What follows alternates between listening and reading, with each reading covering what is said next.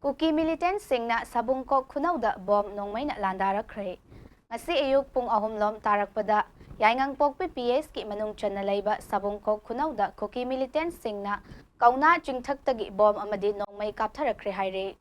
Mafam aduda hanadagi duty tawriba State Force BSF amadi khulngakpasingi maikaidagi handuna nongmai round kaya kapke.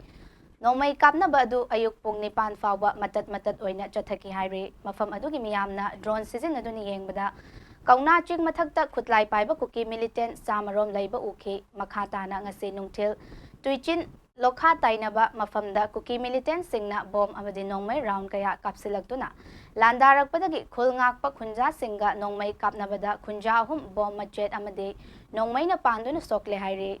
Soklaba miyoy ahum adugi manungda miyoy amana khadangi sarukta bom machet na panduna sokhibani. Miyoy amana khutki sarukta sokhi aduga atopa miyoy amana hakchangi ningjolgi sarukta sokhibani. Asokpasing hospital da pukhatuna laikanakre haire.